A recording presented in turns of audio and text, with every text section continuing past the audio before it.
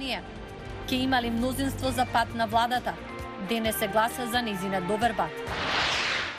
А кои лица во САД се ослободени од обврската да се вакцинираат, додека Бајден најавува нови мерки и рестрикции за година? Америка денес се сеќава на воените ветерани. Се организираат церемонии и паради низ целата држава. Останете со нас.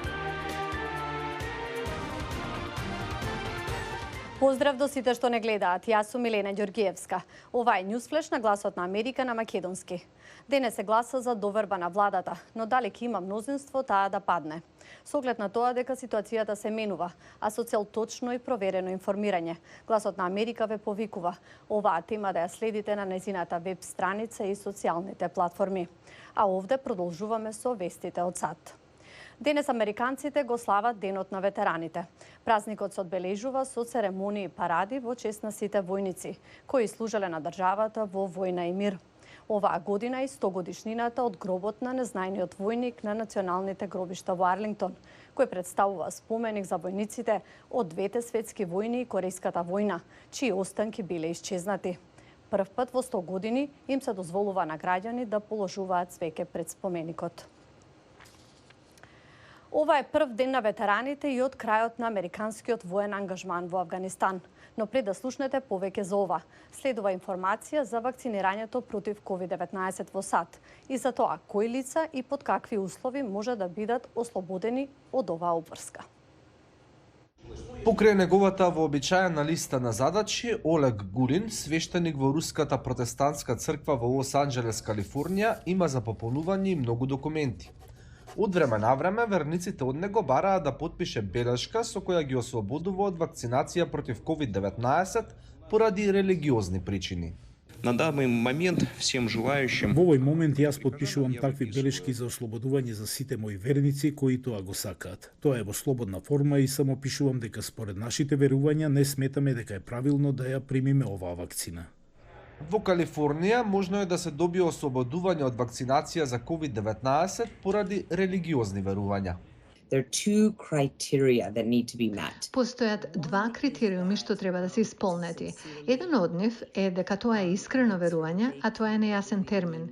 Тоа значи дека во поединечен случај се докажува дека лицето поради својата религија не направило одредена работа, како вакцинирање. А втората е поддршката кај раководството на црквата за ова изземање. Верниците не сакаат да се вакцинираат поради начинот на кој вакцината била тестирана и поради незиниот состав. Едно од религиозните тврдења против вакцините за COVID-19 е дека таа има поврзаност со феталните клетки од абортусите од 1960-тите години. Вакцината на Джонсон и Джонсон користи фетални клетки во производството, но МРНА вакцините не користат. Но кога концептот бил тестиран, тие ги користеле тие клетки за тоа и некои луѓе велат дека не се вакцинираат поради оваа употреба. Откако Калифорнија почна да воведува ограничувања за невакцинираните жители, барањата за верски исклучоци се зголемија. Илјадници пожарникари и медицински работници на нивните работни места донесоа вакви ослободувања од црквите. Но не на сите им беше дозволено да се откажат од вакцинацијата. Не само што луѓето можат да го користат ова ослободување за да не се вакцинираат, дури ако немаат религиозна причина, тие и навистина го прават тоа. И ние го знаеме тоа, затоа што луѓето посетуваат работилници за тоа како да добијат верско ослободување. Затоа работодавачите одвојуваат време за да ги разгледаат исклучоците секој поединечно. Ако некој примил вакцини во минатото, потешко ќе докаже сега дека искрено не сака да се вакцинира поради религијата. Но тоа не е несовладлива бариера, затоа што, како прво, луѓето можат да ги променат своите религиозни погледи. Тие можат подоцна да станат верници и второ, понекогаш луѓето можат да кажат дека претходно не ги знаеле фактите, што сега ги поттикнале да се спротивстават. Жителот на Лос Анџелес, Анатолиј Коптев, кој доби изземање поради религиозни причини, вели дека целата своја верба ја полага на Бог.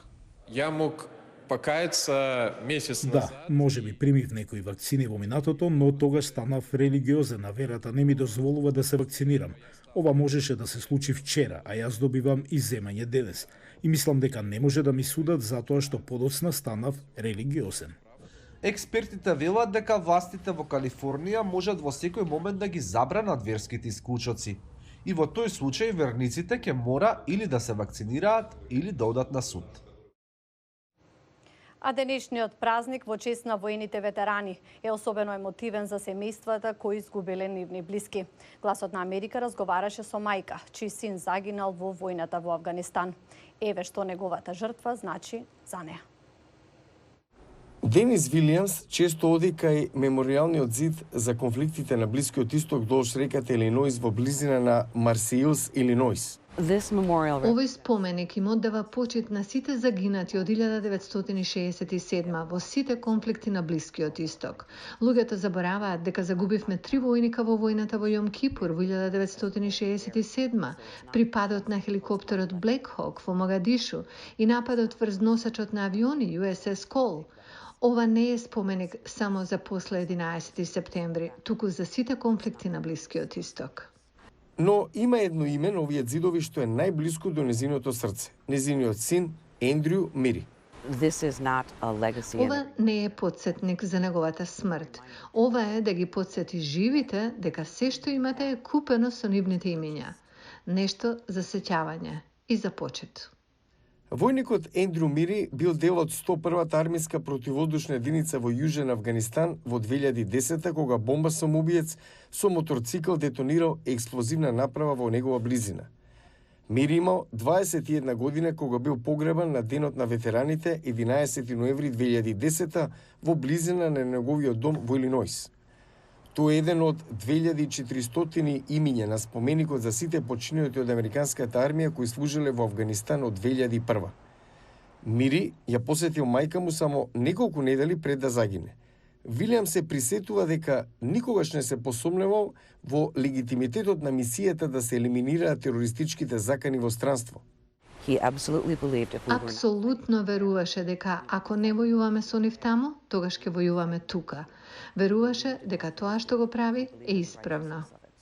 Вилијамс на мисијата во Авганистан гледа како на успех. Осама Бин Ладен беше фатен, убиен помалку од 1 година по смртта на незиниот син. Се што направивме во Авганистан, иако имаше многу добри каузи и идеи, не е тоа целта на војната, на војниците. Војниците не треба да копаат бунари, да градат училишта. Мојот син учествуваше во некои такви активности. Тоа не е мисија на војниците. Денес Вилијамс ги представува мајките со златни звезди од Илиноис. Тоа е непрофитна организација на која е председателка.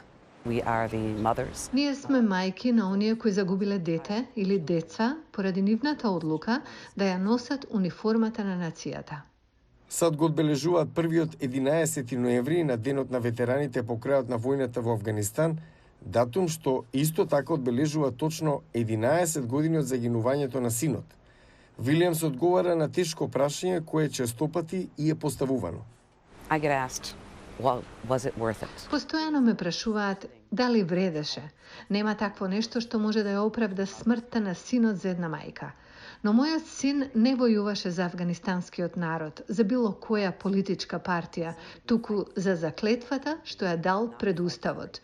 Тој војуваше за американскиот народ, за Америка, а за неа вреди да се војува. Со оваа вест го завршуваме денешното издание на Newsflash.